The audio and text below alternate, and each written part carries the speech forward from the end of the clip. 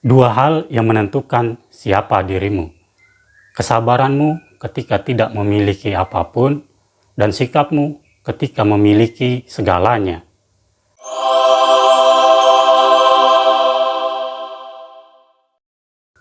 Di persidangan Mahkamah Militer dalam kasus Lapas Cebongan yang melibatkan anggota Kopassus Serda Ucok Simbolon dan kawan-kawan, Joko memberikan kesaksiannya tentang kronologi pengeroyokan anggota Kopassus Heri Santoso di Hugos Cafe.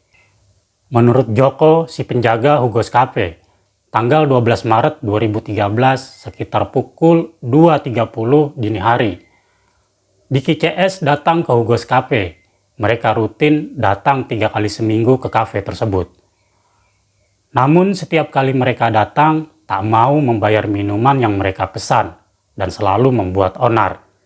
Benar saja, beberapa saat kemudian terjadi keributan di dalam kafe yang dilakukan oleh Deki dan Dedi. Kedua orang ini memang sengaja membuat keributan. Sudah 4 kali kelompok ini membuat keributan di Hugos Cafe. Menurut Joko, motivasi Diki CS membuat onar untuk menggusur petugas keamanan yang ada. Mereka kemudian yang akan menguasai keamanan kafe. Keributan bermula ketika Heru Santoso tidak sengaja bersenggolan bahu dengan Deki. Keributan kecil mulai terjadi. Saat itulah Joko, si penjaga kafe, mendekat dan melerai mereka. Deki mencoba menginterogasi Serka Heru Santoso dari kelompok mana ia berasal.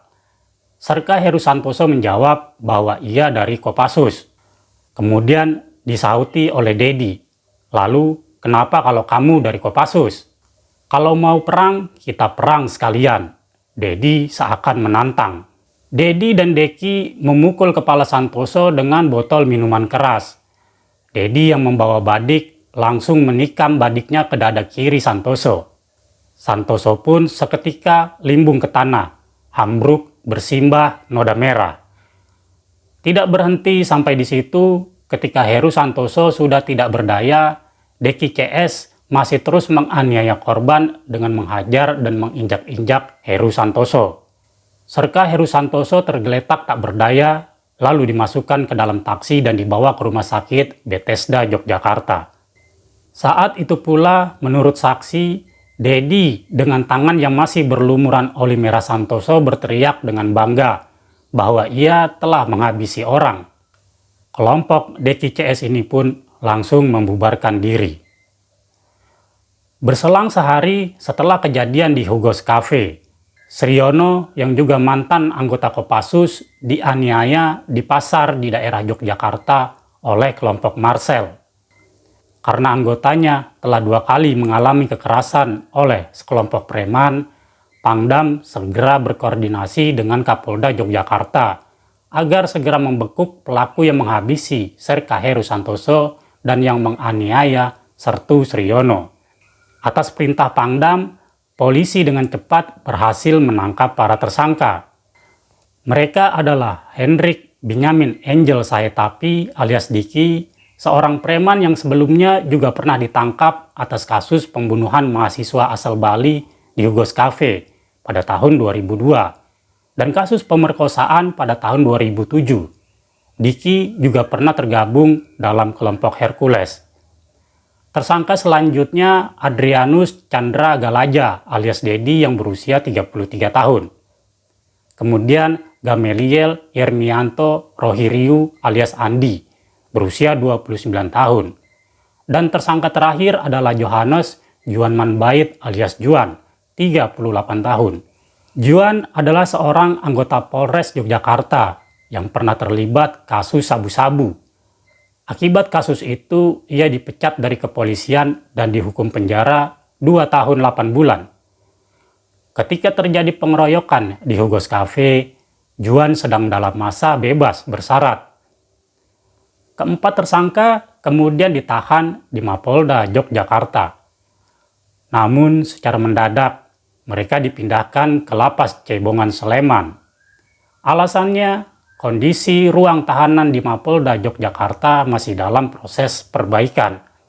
Ketika berada dalam lapas Cebongan nomor 5A yang sebelumnya sudah berisi 35 napi lainnya, kelompok Diki CS dengan bangga mengatakan bahwa mereka ditahan karena telah menghabisi anggota Kopassus.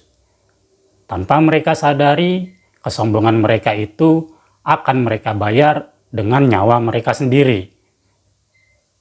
Sementara itu, di tempat pelatihan Kopassus di pegunungan Gondosuli, Gunung Lawu, Sersan Ucok mendapat kabar Serka Heru Santoso dihabisi secara brutal oleh sekelompok preman di Yogyakarta dan Sertu Sriono dianiaya oleh kelompok Marcel.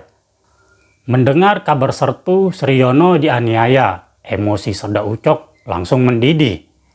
Sebab hubungan Serda Ucok dengan Sertu Sriono sudah sangat dekat. Sertu Sriono dulu adalah mantan atasan Ucok di Kopassus. Sertu Sriono juga pernah menyelamatkan Serda Ucok dalam sebuah operasi militer. Demi kehormatan Kopassus, Serda Ucok langsung mengajak teman-temannya untuk turun gunung dari tempat pelatihan di Gondosuli Pegunungan Lawu untuk misi balas dendam terhadap Diki CS. Menurut cerita yang beredar, hari itu juga sekitar pukul 10 malam, Serda Ucok dan anggota Kopassus lainnya berangkat ke Yogyakarta.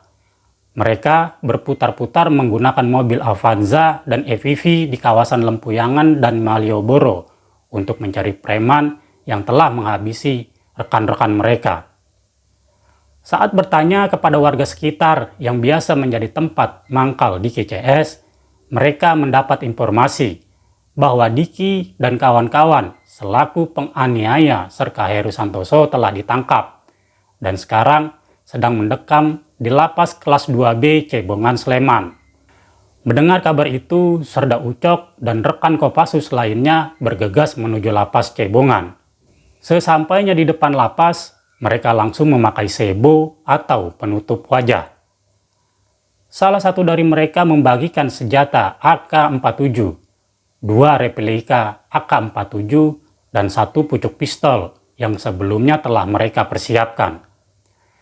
Kemudian mereka langsung masuk ke area lapas. Setibanya di depan gerbang, Ucok menggedor pintu lapas. Ketika ditanya ada keperluan apa malam-malam datang ke lapas, Ucok yang mengaku dari Polda Yogyakarta sambil menyerahkan berkas berlogo Polri bahwa mereka akan meminta sidik jari tahanan yang tadi siang dititipkan di lapas Cebongan atas nama Diki dan kawan-kawan. Diki CS belum menyadari bahwa nyawa mereka sedang diintai. Petugas sipir sempat curiga dengan kedatangan Ucok dan pasukannya. Kenapa malam-malam begini mengunjungi lapas? Karena tak kunjung dibukakan pintu oleh sipir penjara, akhirnya Serda Ucok menodongkan senjatanya dan mengancam akan meledakkan lapas dengan granat. Khawatir dengan gertakan Serda Ucok, sipir piket kemudian memanggil kepala keamanan yang memegang kunci lapas. Sesaat setelah kepala keamanan datang, pintu gerbang pun dibuka. Saat itulah 11 Kopassus berpakaian sipil menerobos masuk dan menodongkan senjata laras panjangnya dan menyandera para sipir. Mereka meminta para sipir menunjukkan sel di mana Diki CS ditempatkan. Di bawah ancaman dan ketakutan, akhirnya para sipil memberitahu bahwa para tahanan tersebut ditempatkan di sel 5A. Setelah memperoleh informasi yang dibutuhkan, kelompok Ucok pergi menuju sel para tersangka. Begitu tiba di sel 5A, mereka menyuruh para tahanan yang berada di dalam sel yang berjumlah 35 orang untuk berkumpul. Ucok bertanya, "Yang mana kelompok Diki?" "Tidak ada yang namanya Diki di sini," para tahanan itu menjawab. "Kalau kalian tak ada yang mengaku, kalian akan saya tembak semua." Lalu Ucok memerintahkan yang bukan kelompok Diki segera memisahkan diri. Para tahanan itu memisahkan diri, hingga tersisa 4 orang yang merupakan bagian dari kelompok Diki CS. 4 orang ini kemudian disuruh berkumpul, kemudian langsung diberi timah panas. 31 butir peluru dimuntahkan oleh Serda Ucok dari senapan serbu AK-47. Setelah mengeksekusi kelompok Diki, rombongan Serda Ucok pergi meninggalkan sel. Untuk menghilangkan barang bukti, mereka merusak CCTV dan mengambil rekaman CCTV lapas. Penyerangan lapas Cebongan itu berlangsung sangat cepat, kurang lebih hanya memakan waktu 15 menit. Menurut kesaksian Serda Ucok, eksekutor kasus penyerangan Lembaga Pemasyarakatan kelas 2B Cebongan Sleman di Pengadilan Militer Yogyakarta, ia mengaku sempat syok seusai menghabisi 4 tahanan titipan Polda Yogyakarta. Sesaat setelah menembak orang yang keempat di dekat kamar mandi, Ucok sempat gemetar dan syok. Sampai kemudian ia merasa ada yang menepuk pundaknya dan menariknya keluar ruangan sel. Pengakuan itu disampaikan Ucok ketika menjadi saksi pada sidang lanjutan kasus penyerangan lapas Cebongan. Menurut Ucok, sebelumnya tidak pernah terpikir olehnya untuk menembak para tersangka pengeroyokan terhadap anggota Kopassus Sertu Heru Santoso di Yugos KP hingga meninggal dunia. Ucok ke Yogyakarta untuk mencari kelompok Marcel yang telah menganiaya Sertu Sriono. Ucok hanya bermaksud memberi pelajaran dan menghajar di CS. Namun setelah berputar-putar Yogyakarta dan tidak menemukan kelompok Marcel, Ucok yang saat itu sedang beristirahat di dekat UTY mendapat informasi bahwa kelompok di CS yang mengeroyok Sertu Heru Santoso sudah dipindahkan ke lapas Cebongan. Dari informasi tersebut, Ucok kemudian berinisiatif untuk mengecek ke lapas Cebongan dan menanyakan kepada Diki tempat persembunyian Marcel. Karena mengingat waktu yang sudah malam, sehingga agar bisa bertemu dengan kelompok Diki CS, dirinya kemudian berpura-pura dari Polda DIY dan akan meminta sidik jari Diki CS. Saat di lapas Cebongan, Ucok juga masih santai, mengetuk pintu dan mengucapkan Assalamualaikum kepada petugas lapas. Ucok mengatakan mau minta sidik jari tahanan yang tadi siang dititipkan. Menurut Serda Ucok, tidak benar jika saat itu ada ancaman senjata kepada para petugas lapas. Ia mengatakan situasi mulai panas ketika kepala pengamanan menelepon pimpinannya. Saat itu Ucok mulai panik ketika telepon mulai tersambung. Ucok takut penyamarannya yang mengaku dari Polda DIY terbongkar. Ucok langsung merebut teleponnya dan memerintahkan para petugas sipir tiarap. Ucok kemudian menyeret kepala pengamanan lapas dan meminta untuk menunjukkan sel Diki CS. Karena gagal memaksa kepala lembaga pengamanan lapas menunjukkan keberadaan Diki CS, Ucok melihat ada satu rekannya dan seorang petugas menuju ke salah satu ruang tahanan. Ucok kemudian menyusul. Saat itu, ia melihat beberapa tahanan bergerombol di sisi jendela. Ucok melihat bahwa ada satu tahanan yang memberi kode bahwa Diki CS ada di ruangan tersebut. Ucok masuk ke ruangan tersebut, dan sekilas ia merasa ada yang menyerangnya dengan sepotong besi. Serangan yang diarahkan ke kepalanya tersebut ia tepis dan akhirnya mengenai pundaknya. Ucok langsung berbalik dan mencari si penyerang. Saat itu ia berpikir, semua yang ada di dalam sel adalah orang jahat. Di belakang pintu ia lihat ada 2 orang yang mencurigakan. Orang itulah yang tadi menyerangnya secara diam-diam. Kemudian langsung ia beri timah panas. Ucok juga melihat ada yang melakukan gerakan mencurigakan di ruangan kamar mandi, seseorang yang akan mencoba menyerangnya dari belakang. Namun saat ia akan memberi timah panas, senjata yang ia pakai menjadi macet, sehingga Ucok keluar dan meminta tolong Serda Hugeng Sumaryanto untuk memperbaiki. Ucok mengatakan dirinya merasa bahwa Serda Sugeng sepertinya tidak sungguh-sungguh untuk memperbaiki senjata dan berusaha menahan dirinya. Ucok kemudian langsung mengambil senjata laras panjang yang ada di pundak kiri Serda Hugeng. Ia kemudian kembali masuk ke ruang tahanan dan mencari yang bersembunyi di kamar mandi tadi. Dan dor. Dalam 15 menit, kelompok Diki CS selesai. Selama pembersihan kelompok Diki CS, Ucok mengatakan dirinya tidak melihat kelima rekannya ikut di belakang maupun masuk ke dalam sel. Ucok coba membela rekan-rekannya, yakni Sertu Tri Juwanto, Sertu Anjar Rohmanto, Sertu Martinus Roberto, Sertu Suprapto, dan Sertu Hermawan Siswoyo. Mungkin mereka tetap berada di ruang portir, kata Ucok. Namun apakah mereka melakukan penganiayaan atau perusakan CCTV dan lainnya, Ucok sendiri tidak tahu. Sidang perdana kasus eksekusi 4 tahanan LP Cebongan digelar di Pengadilan Militer Yogyakarta di Jalan Perempatan Ringrut Timur Banguntapa, Bantul, Kamis tanggal 20 Juni 2013. Sidang terbuka untuk umum dengan pengamanan yang sangat ketat.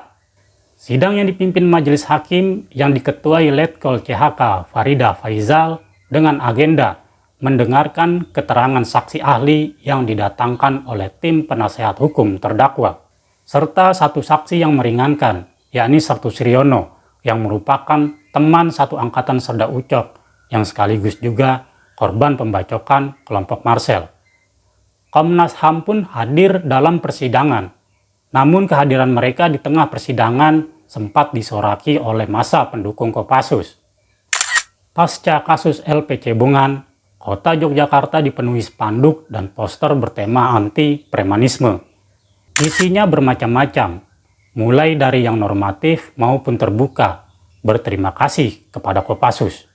Tulisan spanduk itu berisi Jogja aman tanpa premanisme, hingga poster yang bertuliskan Ucok pahlawan Yogyakarta.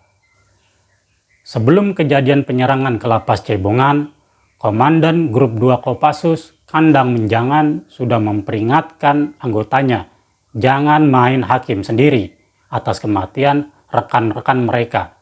Serahkan proses hukum kepada pihak kepolisian. Namun, jiwa korsa TNI adalah kepatuhan dan kesetiaan. Para terdakwa yang lain yang turut dalam penyerangan Lapas Cebongan karena mereka setia kawan. Hanya ada dua pilihan, ikut karena setia kawan atau diasingkan dari komunitas. Jika tidak mempunyai jiwa korsa yang kuat saat bertempur akan sangat berbahaya. Apapun yang terjadi pada teman harus dibantu, ujar Komandan Grup 2 Kopassus Kandang Menjangan.